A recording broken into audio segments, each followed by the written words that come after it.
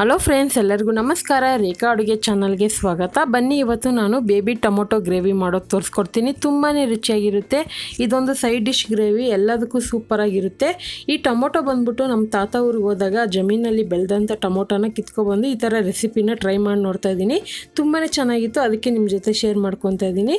ಇದಕ್ಕೆ ಬೇಕಾಗುವ ಇಂಗ್ರೀಡಿಯೆಂಟ್ಸು ಈ ಥರ ಟೊಮೊಟೊ 1 ಕಪ್ ಆಗೋಷ್ಟು ತೊಗೊಂಡಿದ್ದೀನಿ. ಚಿಕ್ಕದು ನಿಮಗೆ ಆನ್ಲೈನಲ್ಲಿ ಕೂಡ ಸಿಗುತ್ತೆ, ಚೆರಿ ಟೊಮೊಟೊ ಅಂತ. ಅದರಲ್ಲೂ ಸಹ ಮಾಡ್ಕೋಬೋದು, ನಾರ್ಮಲ್ ಟೊಮೊಟೊದಲ್ಲೂ ಮಾಡ್ಕೊಬೋದು.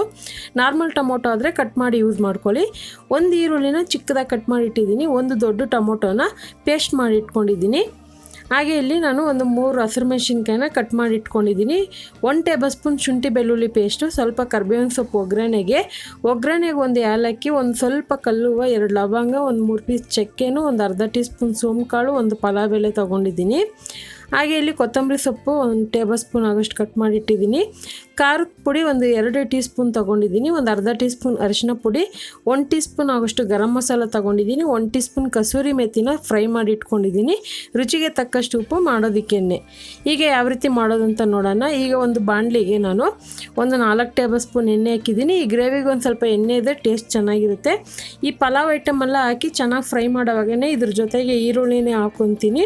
ನಿಮಗೆ ಗ್ರೇವಿ ಎಷ್ಟು ಬೇಕು ಅನ್ನೋದನ್ನ ನೋಡಿ ಮಸಾಲೆ ಇಂಗ್ರೀಡಿಯೆಂಟ್ಸ್ನ ಜಾಸ್ತಿ ಮಾಡ್ಕೊಳ್ಳಿ. ಅಂದರೆ ತರಕಾರಿ, ಈರುಳ್ಳಿ ಟೊಮೊಟೊನ ಜಾಸ್ತಿ ಮಾಡ್ಕೊಳ್ಳಿ. ಈರುಳ್ಳಿ ಫ್ರೈ ಮಾಡೋವಾಗನೇ ಇದ್ರ ಜೊತೆಗೆ ಹಸಿರು ಮೆಣಸಿನ್ಕಾಯಿ, ಶುಂಠಿ ಬೆಳ್ಳುಳ್ಳಿ ಪೇಸ್ಟ್ ಹಾಕ್ಕೊತಾ ಇದ್ದೀನಿ. ಸೊ ನಾವು ಊರಿಗೆ ಹೋದಾಗ ಟೊಮೊಟೊ ಜಮೀನಲ್ಲಿ ತುಂಬ ಜನ ಗೊತ್ತಿರುತ್ತೆ, ಕೆಲವ್ರು ಗೊತ್ತಿರಲ್ಲ. ಅದಕ್ಕೋಸ್ಕರ ಹೇಳ್ತಾ ಇದ್ದೀನಿ. ಚಿಕ್ಕದಾಗಿ ಟೊಮೊಟೊಗಳು ಬರುತ್ತೆ, ಅದರಲ್ಲಿ ತುಂಬ ರೆಸಿಪಿಗಳು ಮಾಡ್ಬೋದು. ಅದಕ್ಕೋಸ್ಕರ ಇದೊಂದು ತೋರಿಸ್ಕೊಡ್ತಾ ಇದ್ದೀನಿ. ನಮ್ಮ ಮನೇಲಿ ಇನ್ನೂ ಇದೆ. ಅದರಲ್ಲಿ ಸಾಂಬಾರು ಮತ್ತು ಬೇರೆ ಥರ ಡಿಶ್ ಕೂಡ ಮಾಡ್ಕೊಬೋದು, ಸಲಾಡ್ ಥರನೂ ಮಾಡ್ಕೊಬೋದು. ಅದು ಸಹ ತೋರಿಸ್ಕೊಡ್ತೀನಿ. ಈಗ ಈರುಳ್ಳಿ ಫ್ರೈ ಮಾಡೋವಾಗನೇ ಇದ್ರ ಜೊತೆ ನಾನು ಖಾರದ ಪುಡಿ, ಅರಿಶಿನ ಪುಡಿ ಮತ್ತು ಒಂದು ಟೊಮೊಟೊ, ದೊಡ್ಡ ಸೈಜ್ ಟೊಮೊಟೊನ ಪೇಸ್ಟ್ ಮಾಡಿ ಇಟ್ಕೊಂಡಿದ್ದೆ. ಸೊ ನಿಮ್ಗೇನಾದರೂ ಈ ಥರ ಚಿಕ್ಕ ಟೊಮೊಟೊ ಸಿಕ್ಕಿಲ್ಲ ಅಂದರೆ ಆನ್ಲೈನಲ್ಲಿ ಚೆರಿ ಟೊಮೊಟೊ ಅಂತ ಸಿಗುತ್ತೆ, ಅದರಲ್ಲೂ ಮಾಡ್ಕೊಬೋದು. ಅಥವಾ ನಿಮ್ಮ ಮನೇಲಿರೋ ಅಂಥ ನಾರ್ಮಲ್ ಟೊಮೊಟೊದಲ್ಲೂ ಕೂಡ ಈ ರೆಸಿಪಿನ ಟ್ರೈ ಮಾಡ್ಬೋದು. ಈಗ ಇದು ಟೊಮೊಟೊ ಪೇಸ್ಟ್ ಹಾಕ್ಕೊಂಡು ಫ್ರೈ ಮಾಡೋವಾಗನೇ ಇದ್ರ ಜೊತೆಗೆ ಒಂದು ಸ್ವಲ್ಪ ನೀರು ಹಾಕ್ಕೊಂಡು ಚೆನ್ನಾಗಿ ಫ್ರೈ ಮಾಡ್ಕೊತೀನಿ. ಒಂದು 2 ನಿಮಿಷ ಫ್ರೈ ಮಾಡ್ಕೋಬೇಕು. ಅದಕ್ಕೂ ಮುಂಚೆ ನಿಮಗೆ ಗ್ರೇವಿಗೆ ಎಷ್ಟು ನೀರು ಬೇಕು ನೋಡಿ ಹಾಕ್ಕೊಳ್ಳಿ, ಜಾಸ್ತಿ ತೆಳ್ಳಗಾದರೆ ಚೆನ್ನಾಗಿರೋದಿಲ್ಲ. ಈಗ ಇದನ್ನು ನಾನು ಒಂದು 5 ನಿಮಿಷ ಕುದಿಯೋದಕ್ಕೆ ಬಿಟ್ಟಿದ್ದೆ.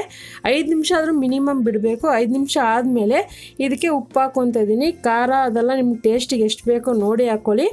ಇವಾಗ ಚಿಕ್ಕ ಟೊಮೊಟೊ ಹಾಕ್ಕೊತಾ ಇದ್ದೀನಿ. ಹಾಕ್ಕೊಂಡು ಈಗ ಗರಂ ಮಸಾಲೆ ಹಾಕ್ಕೊಂಡು, ನಿಮ್ಗೆ ಇನ್ನೂ ತೆಳ್ಳಗೆ ಬೇಕಂದರೆ ಸ್ವಲ್ಪ ನೀರು ಹಾಕ್ಕೊಬೋದು. ಅಥವಾ ನೀವು ಚಪಾತಿಗೆ, ಪರೋಟಾಗೆ, ದೋಸೆಗೆ ಡಿಪ್ ಮಾಡಿ ತಿನ್ನೋದಾದರೆ ಗ್ರೇವಿ ಥರ ಮಾಡ್ಕೊಳ್ಳಿ. ಏನಾದರೂ ನಿಮಗೆ ತೆಳ್ಳಗೆ ಬೇಕಂದರೆ ಒಂದು ಸ್ವಲ್ಪ ನೀರು ಹಾಕ್ಕೊಳ್ಳಿ. ನಾನು ಇಲ್ಲಿ ನೀರು ಯೂಸ್ ಮಾಡಿಲ್ಲ.